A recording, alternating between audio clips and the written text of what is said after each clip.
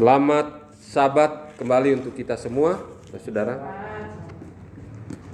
Pada Sabat ini kita tentu bersyukur kepada Tuhan karena masih diberikan kesempatan untuk berbakti, beribadah, memuji memuliakan nama Tuhan, boleh mendengarkan firman Tuhan, dan juga untuk bisa sharing, saling menguatkan iman satu sama lain.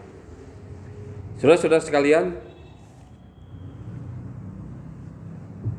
kalau kita kembali ke masa yang silam, bukan berarti kita menjadi tidak maju di dalam kehidupan rohani, tetapi justru dengan mempelajari firman Tuhan, mempelajari hal-hal yang sudah lalu, itu akan membawa kita untuk lebih baik lagi ke depan. Oleh karena ada pelajaran-pelajaran penting di waktu yang lalu yang boleh menjadi bagian kita, yang bisa kita terapkan di dalam kehidupan kita saat ini. Raja Salomo mengatakan bahwa di bawah matahari ini tidak ada sesuatu yang baru. Dalam buku Pengkhotbah, yang dulu ada itu akan ada lagi sekarang. Jadi Tuhan mau bahwa segala sesuatu yang sudah pernah ada di waktu yang lalu, di dalam sejarah kehidupan kita sebagai umat-umat Tuhan ataupun umat-umat Tuhan di waktu yang lalu, itu diulangi kembali di waktu-waktu menjelang kedatangan Yesus yang kedua kali. Di dalam tulisan Roh Nubuat mengatakan sejarah itu akan terulang kembali, dan itu Tuhan hadir di sana. Tuhan adakan hanya untuk baik. Saudara-saudara sekalian, sekali lagi firman Tuhan berkata bahwa sejarah waktu yang lalu itu menjadi pelajaran bagi kita yang hidup sekarang di akhir zaman. Ya. Sejarah pengalaman bangsa Israel kuno adalah pelajaran yang perlu kita pelajari sebagai umat Tuhan yang hidup di akhir zaman ini. Rasul Paulus katakan, ketika kita mempelajari sejarah bangsa Israel, perjalanan mereka dari Mesir menuju Kanaan, ketika kita mempelajari mengapa mereka jatuh dalam dosa, mengapa mereka murtad, mengapa mereka melanggar perintah Tuhan, sampai akhirnya di tanah Kanaan cuma 2 yang dewasa 20 tahun ke atas yang tiba di tanah Kanaan. Dengan mempelajari sejarah bangsa Israel di waktu yang lalu, kita akan pasti melangkah ke depan bersama Tuhan, oleh karena ada pelajaran-pelajaran yang terjadi kepada bangsa Israel dulu yang menyebabkan mereka murtad, yang menyebabkan mereka jauh dari Tuhan, berdosa, yang tentunya akan menjadi pelajaran bagi kita agar kita tidak menjalankan kesalahan yang sama yang dilakukan oleh bangsa Israel.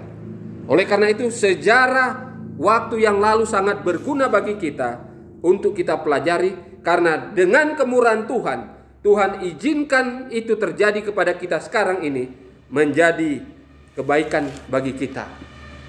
Di antara banyak sejarah yang ada dalam Alkitab yang akan kita lihat di dalam Daniel pasal yang ketiga. Tentunya saudara-saudara banyak yang sudah mengetahui peristiwa yang terjadi di waktu yang lalu di dalam kitab Daniel pasal yang ketiga ini, ya. Tentunya ketika Daniel memberikan petunjuk atau menunjukkan mimpi kepada Nebukadnezar pada saat itu, bahwa dia bermimpi patung, ya, dan artinya disampaikan oleh Daniel pada saat itu. Dan setelah itu maka Raja Nebukadnezar dia membuat sebuah patung emas yang di dalam Daniel pasal 3 ini tingginya 60 hasta dan lebarnya 6 hasta, dan didirikan di dataran Dura di wilayah Babel. Kalau kita lihat sekarang itu di Mesopotamia, di daerah Irak, ya. Dan kalau kita lihat, itu berada di sana. Tetapi yang kita fokuskan adalah bahwa peristiwa yang terjadi pada saat ini dalam Daniel pasal 3 ini akan terulang kembali kepada umat-umat Tuhan yang hidup di akhir zaman sebelum kedatangan Yesus yang kedua kali.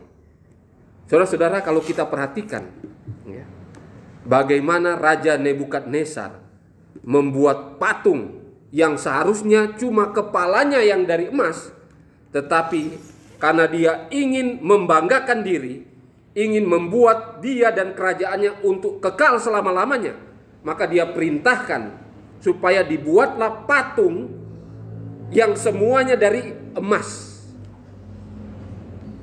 Patung yang semuanya dari emas, tingginya 60 hasta dan lebarnya 6 hasta. Kalau kita perhatikan di sini, pengumuman yang dibuat oleh Raja Nebukadnezar yang dilaksanakan oleh seorang yang dikatakan seorang bentara, dia katakan, beginilah dititahkan kepadamu, hai orang-orang dari segala bangsa, suku dan bahasa. Untuk apa? Untuk menyembah patung yang telah dibuat oleh Nebukadnezar. Jadi dikumpulkanlah orang seluruh, boleh kita katakan seluruh dunia pada saat itu. Ya. Raja Nebukadnezar menyuruh orang mengumpulkan wakil-wakil raja, para penguasa, bupati, penasihat negara, para bendahara, hakim, ahli hukum, semua kepala-kepala daerah untuk hadir dalam pentabisan patung yang telah didirikannya itu. Jadi ini perintah yang harus dituruti oleh segenap orang yang ada di wilayah kekuasaan dari Raja Nebukadnezar. Semua yang ada pada saat itu harus datang. Ini pembesar-pembesar yang kita lihat ya. Dia ada penguasa-penguasa di wilayah-wilayah tertentu, bupati, ya, wakil-wakil raja, para hakim, orang-orang bagian keuangan, semuanya berkumpul untuk menghadiri pentabisan patung yang didirikan Raja Nebukadnezar. Saudara-saudara, kalau saudara perhatikan, ya, pada saat patung ini didirikan,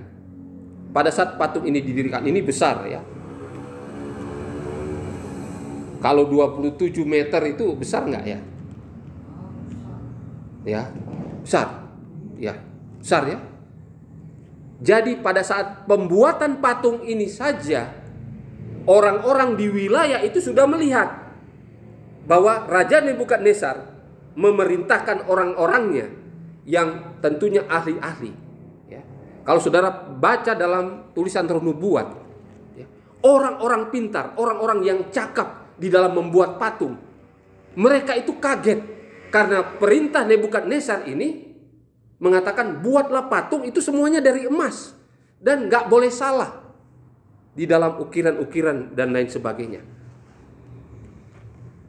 Jadi begitu hebatnya patung ini, dan boleh dikatakan sebenarnya kalau kita mau masukkan di dalam salah satu keajaiban dunia pada saat itu, patung Nebukadnezar bukan cuma taman gantungnya saja, patungnya.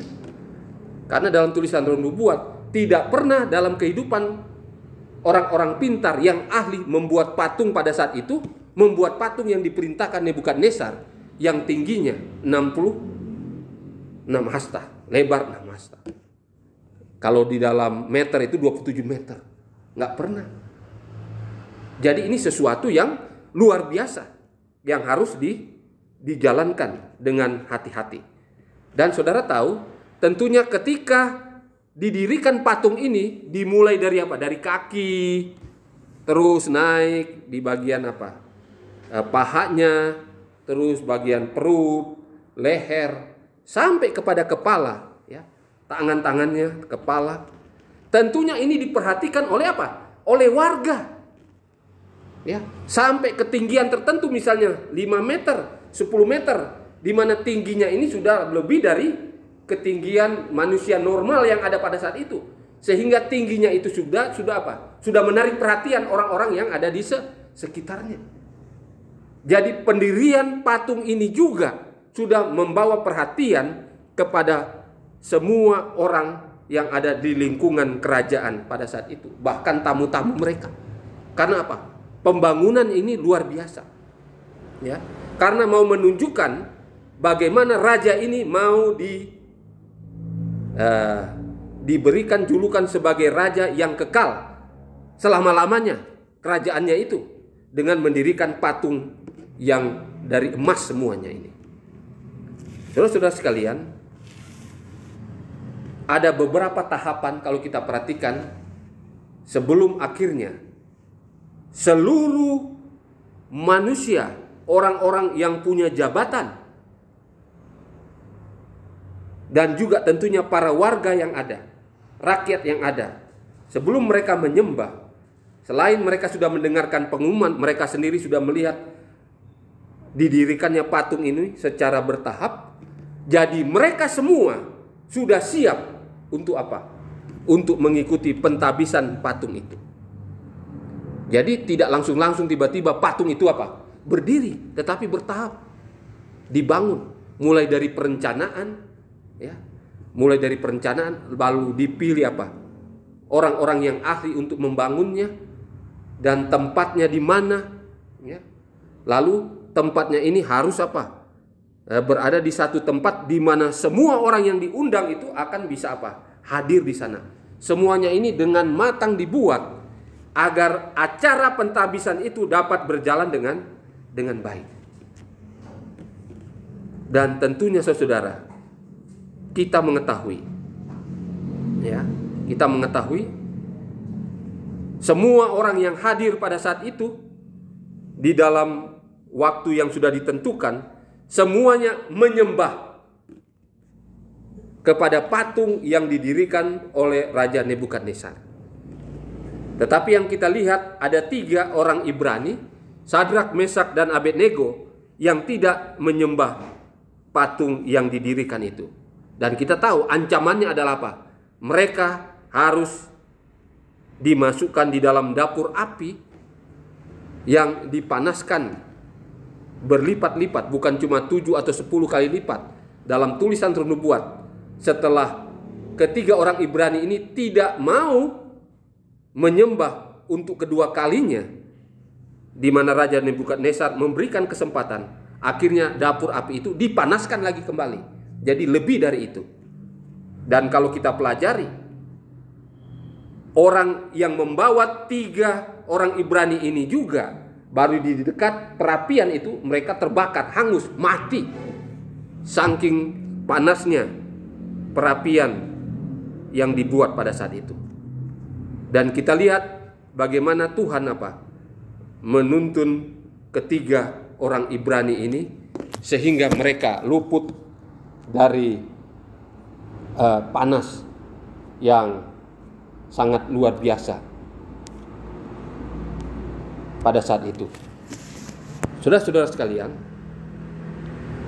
sejarah terulang kembali. Ketika kita mengikuti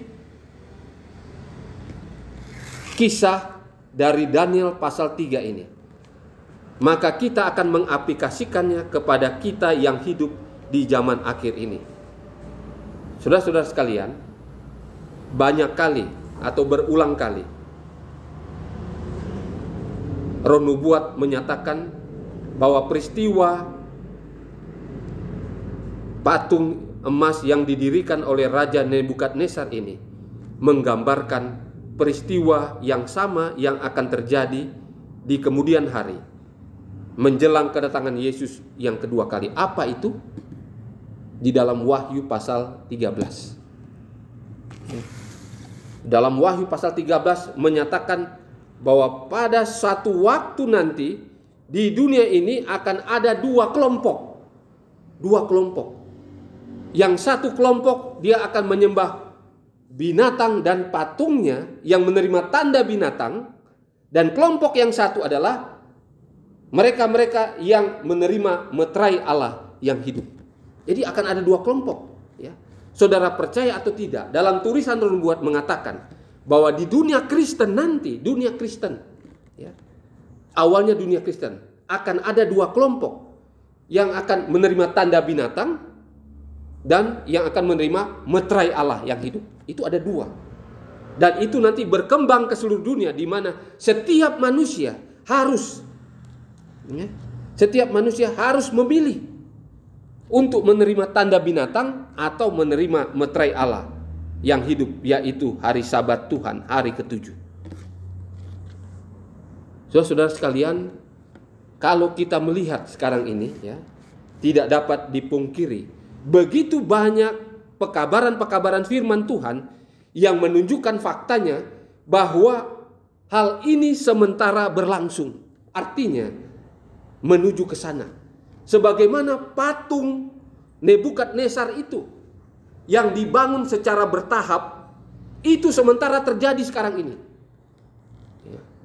Kalau saudara perhatikan di dalam Wahyu pasal 13, peran dari binatang yang pertama dan juga binatang yang kedua sebagai yang ditunggangi oleh binatang yang pertama, sementara bekerja di seluruh dunia.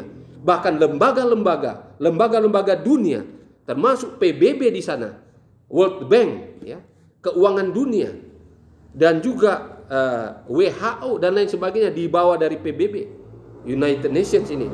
Semua mereka sementara bekerja untuk memuluskan, mendirikan binatang, patung binatang ini. Berusaha memuluskan untuk dibuatnya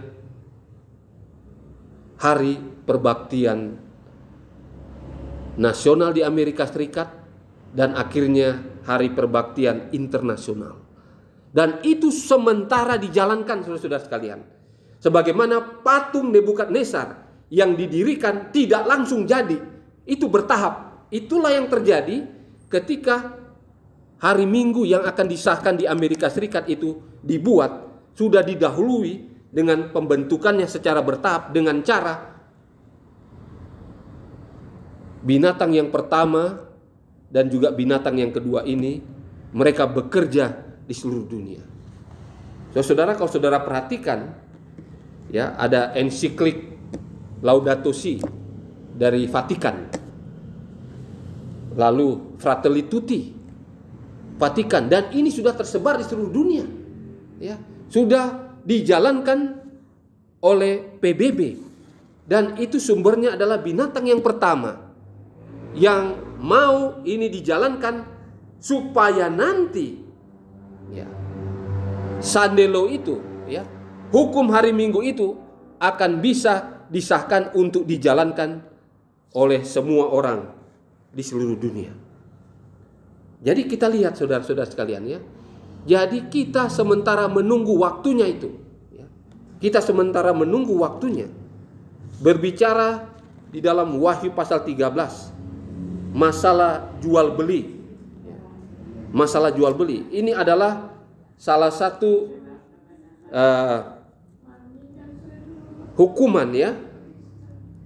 Salah satu hukuman yang akan dijalankan oleh binatang pertama dan lewat binatang yang kedua dalam Wahyu pasal 13 ini, yang akan dijalankan oleh mereka dan yang berwenang untuk itu, yang kalau kita kenal dengan elit global, ya. Jadi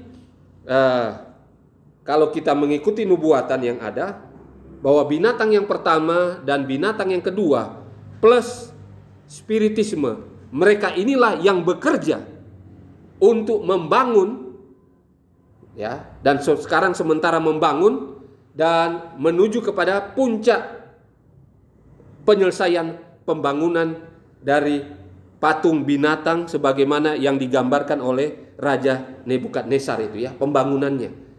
Jadi puncaknya adalah ketika hari Minggu itu disahkan di Amerika Serikat, dan itu akan dipaksakan mulai di Amerika Serikat, lalu kepada negara-negara Kristen di dunia, dan akhirnya negara-negara non-Kristen.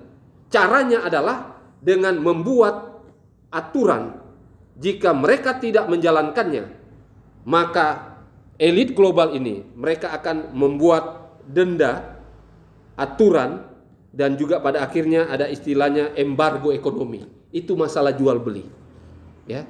Jadi ketika seseorang di seluruh dunia ini, siapapun dia, tidak menerima tanda binatang, maka orang ini tidak bisa mau menjual, membeli makanan dan lain sebagainya dalam kehidupannya. Dan akhirnya orang-orang ini akan dikucilkan, dan mereka lah yang akan mendapatkan masa kesukaran khusus di zaman akhir ini. Jadi inilah yang kita perhatikan saudara sekalian ya, dengan berbagai cara. Ada yang namanya CBDC,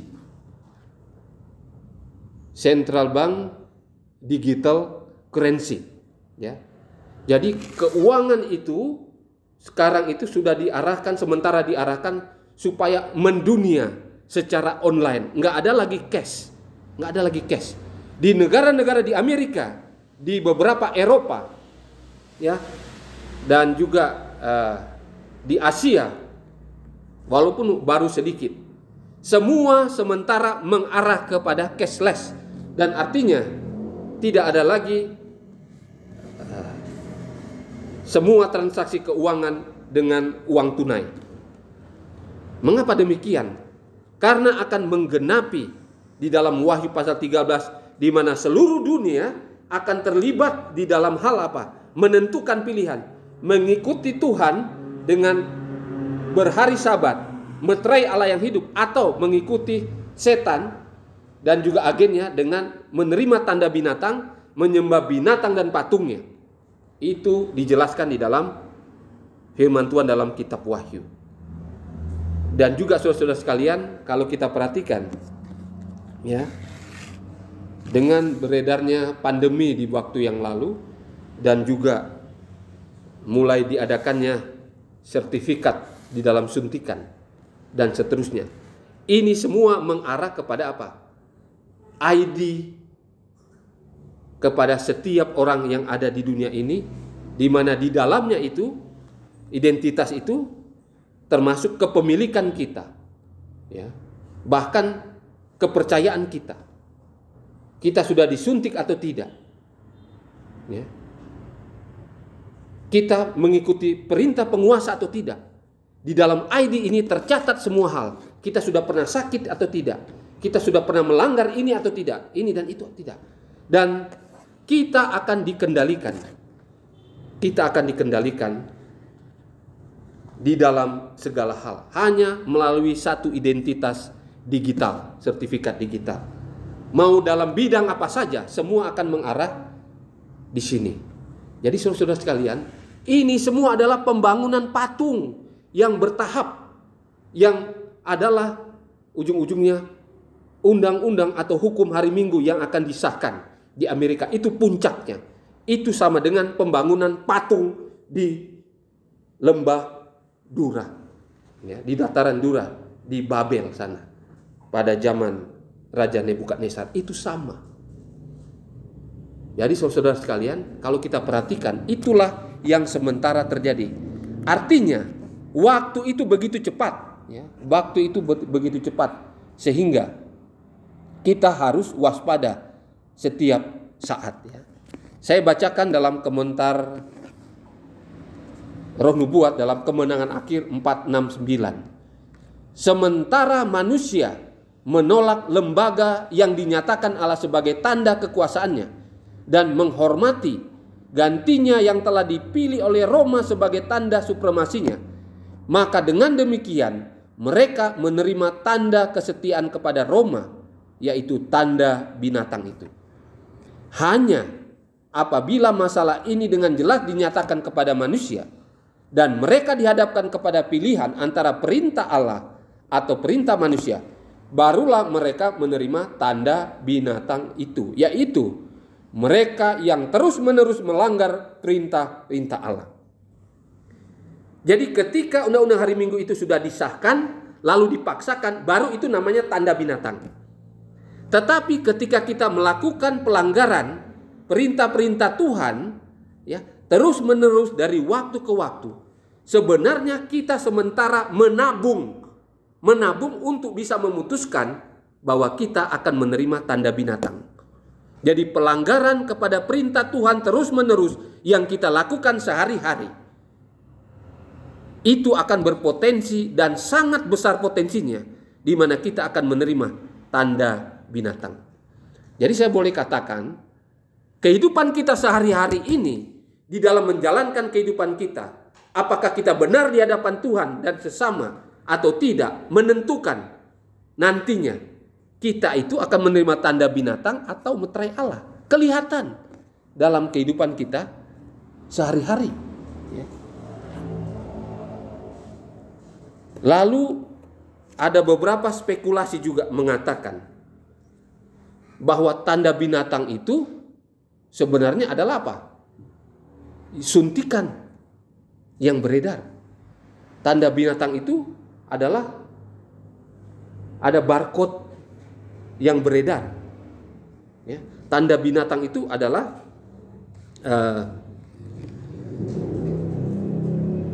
CBDC. Central Bank Digital Currency yang akan dijalankan ke seluruh dunia. Saudara-saudara sekalian, tulisan Roh Nubuat sangat jelas mengatakan bahwa yang namanya tanda binatang sekarang ini belum ada. Ya, belum ada. Tetapi ketika undang-undang hari Minggu atau hukum hari Minggu itu disahkan di Amerika Serikat, lalu dipaksakan untuk dijalankan, maka itulah tanda binatang itu. Artinya kalau kita gambarkan dengan patung Nebukadnezar yang ditabiskan untuk disembah, itu sama dengan apa? Undang-undang hari Minggu yang disahkan, yang sudah harus dijalankan setelah disahkan di Amerika Serikat. Saudara-saudara, ya, seberapa lama peristiwa itu akan terjadi? Kalau kita melihat, karena tahapannya kan pembangunan patung itu bertahap dari kaki, dari paha, naik ke paha, di bagian perut, dada, leher, terus bertahap. Ya. Jadi kalau kita perhatikan, 9 dan 10 bagian dari nubuatan Alkitab yang menyatakan bahwa undang-undang hari Minggu itu akan disahkan setelah 9 dan 10 peristiwa bagian yang ada di dunia ini. Di antaranya adalah agama, kesehatan, politik dan keamanan, peperangan dan lain sebagainya. Ketika semuanya itu digenapi, maka lengkaplah apa? Pengesahan undang-undang hari Minggu di Amerika Serikat ini untuk dijalankan. Jadi sebagaimana patung Nebukadnezar yang dijalankan, begitulah tahapannya sampai nanti selesai pembangunannya untuk ditabiskan, di mana setiap orang harus menyembah patung itu. Dalam hal ini adalah akan dipaksakan untuk menerima penyembahan kepada hari selain hari Sabat Tuhan, hari Minggu itu ya. Dan ada satu kutipan di sini mengatakan, ya, sebelum saya masuk ke sana, saudara, sekarang ini kalau saudara lihat di Amerika Serikat ya, Mahkamah Agama di Amerika Serikat atau Supreme Court ada 9 orang hakim agung di sana, 9 orang hakim agung, di mana mereka inilah yang akan menentukan, memutuskan undang-undang yang terakhir yang ditawarkan oleh Kongres Amerika Serikat ya. Mereka itu ada 9 orang. Dari 9 orang saudara-saudara, dulu waktu 10 atau 15 tahun yang lalu atau 20 tahun yang lalu, dari ke-9 anggota hakim atau mahkamah agama ini, dulu 6 itu dari Katolik, 3 itu selain Katolik ya. Tetapi sekarang ya, dari 9 hakim itu maka 8 itu semua dari Katolik. Artinya waktu mereka mau voting, kemungkinan besar undang-undang hari Minggu ketika itu dibahas, itu akan disahkan. Dan ini sudah terjadi di tahun lalu ya, tahun 2022. Ada satu peristiwa di mana ada seorang yang bermasalah pada hari Minggu, lalu dilaporkan karena dia tidak bekerja di perusahaan, lalu dilaporkan dan tidak digaji, bahkan dipecat ya di salah satu perusahaan seperti apa, JNE, TNT, yang seperti itu ya, salah satunya. Dan dia permasalahkan karena hari Minggu dia dipaksakan untuk bekerja, padahal dia mau untuk beribadah pada hari Minggu itu, dan itulah hari Sabat mereka. Dan ini sudah sampai ke Kongres dan sampai kepada Mahkamah Agama ini. Dan sudah diputuskan bahwa nanti, itu tahun 2022, tahun lalu, nanti ini akan berkembang dan akan menjadi satu aturan yang harus dijalankan. Yang pertama oleh warga dari Amerika Serikat sendiri. Saudara, undang-undang ini sudah ada. Kongres Amerika Serikat dikuasai oleh anggota-anggota yang mayoritas Katolik. Sehingga untuk membuat undang-undang, ya, membuat undang-undang tentang hari Minggu yang harus dijalankan, di mana semua warga harus menjalankannya, dengan resiko tidak menjalankannya akan didenda, dipenjara, dan dalam tulisan Roh Nubuat ujung-ujungnya mereka yang tidak menjalankannya pada waktunya nanti juga akan dibunuh, berhak untuk dibunuh. Ini yang kita perhatikan, sebagaimana yang dilakukan oleh Raja Nebukadnezar ketika orang-orang Ibrani, 3 orang ini tidak menyembah patung yang dibuat oleh Raja Nebukadnezar pada saat itu. Jadi itu sama, sejarah terulang kembali. Nah, saudara, ada satu hal lagi yang perlu kita ketahui. Ya. Dalam tulisan Roh Nubuat, dalam Testimonis jilid yang ke-6 halaman 17, dikatakan tanda binatang itu persis seperti yang sudah dinyatakan. Tidak semua hal yang menyangkut masalah ini dipahami ataupun akan dipahami sampai gulungan itu dibukakan. Saya ulangi, tanda binatang itu persis seperti yang sudah dinyatakan. Tidak semua yang menyangkut masalah ini atau tanda binatang ini dipahami ataupun akan dipahami sampai gulungan itu dibukakan. Jadi ternyata ada rahasia juga, ada satu misteri juga yang berhubungan dengan tanda binatang di zaman akhir ini. Kita sudah tahu bahwa tanda binatang itu adalah apa? Ketika pemeliharaan hari Minggu sudah dipaksakan untuk dijalankan, itu namanya tanda binatang.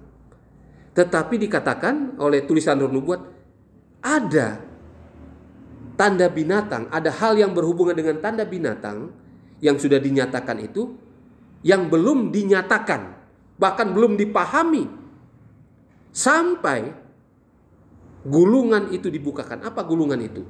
Gulungan ini adalah suatu peristiwa sejarah yang terjadi, yang global, yang akan menuntun dan menunjukkan hal yang berhubungan dengan tanda binatang. Dan saya yakin salah satu dari peristiwa-peristiwa itu yang sudah dibukakan gulungannya adalah apa? Masalah suntikan. Itu salah satu. Yang kedua adalah CBDC, ya, Central Bank Digital Currency. Semua mengarah ke sini. Dan saya yakin mengarah ke sini. Dengan demikian saudara-saudara, patung binatang dari Nebukadnezar yang diaplikasikan kepada pengesahan undang-undang atau hukum hari Minggu, itu sudah sementara pembangunannya sudah sampai leher, sudah mau menuju kepada kepala. Artinya apa? Sudah mau finish, sudah mau selesai, dan siap akan ditabiskan. Siap akan ditabiskan. Saudara-saudara sekalian, sebagai umat-umat Tuhan yang sementara menunggu, ya, peristiwa besar ini, tentunya diperlukan penyerahan diri setiap hari. Diperlukan kekuatan iman yang harus kita jalankan setiap hari dengan mengikuti segala perintah-perintah Tuhan, ya. Mempelajari firman Tuhan setiap saat, lalu kita bekerja di dalam penarikan jiwa, membawa jiwa-jiwa datang kepada Tuhan, sekaligus dikatakan kita berdoa dan berpuasa di dalam saat-saat tertentu. Inilah yang akan menguatkan kita untuk tetap setia kepada Tuhan, untuk menerima meterai Allah yang hidup, hari Sabat Tuhan itu pada waktunya nanti. Karena sangat berat beban kita berada di dunia ini dengan kehidupan yang luar biasa, tantangan yang luar biasa, apalagi dari segi ekonomi, dari segi agama, kesehatan dan lain-lain. Semuanya berkaitan erat yang akan menggiring kita. Kita mau ikut Tuhan, menerima meterai Allah atau tanda binatang, semua berkaitan. Oleh karena itu, mari kita minta kuasa Tuhan melalui Roh Kudus saat ini juga, agar jangan sampai kita yang sudah lama di dalam kebenaran, jangan sampai kita pada akhirnya apa? Menerima tanda binatang. Karena dengan melakukan perbuatan jahat, melanggar hukum Tuhan, berulang-ulang kita lakukan, sama saja kita secara fakta sudah menerima tanda binatang itu. Tinggal pengesahan pada waktunya ketika Sandelo itu disahkan di Amerika Serikat. Tinggal menunggu saja. Ya. Oleh karena itu, Nyonya White katakan itulah ujian terakhir. Ya. Final shaking, penggoncangan terakhir. Final krisis. Krisis terakhir yang terjadi di dunia, khususnya untuk umat-umat Tuhan. Karena hal itu berhubungan dengan keselamatan yang kekal. Jadi ini penentu bagi saudara dan saya, apakah kita akan diselamatkan atau tidak. Di dalam kita memilih Tuhan setiap hari dengan melakukan perintah-perintahnya, hukum-hukumnya. Kalau kita tetap setia, maka pada waktunya nanti, kalau Tuhan izinkan, kita tetap ada di sana sampai peristiwa pengesahan undang-undang hari Minggu itu terjadi. Kita pasti akan tetap memilih meterai Allah yang hidup itu, daripada kita menerima tanda binatang. Kiranya dengan pertolongan Tuhan, kita akan menjalankan kehidupan kita yang selalu berkenan kepada Tuhan, sehingga pada waktunya nanti, kalau Tuhan izinkan kita hadir di sana, kita ada di sana, kita akan menerima meterai Allah.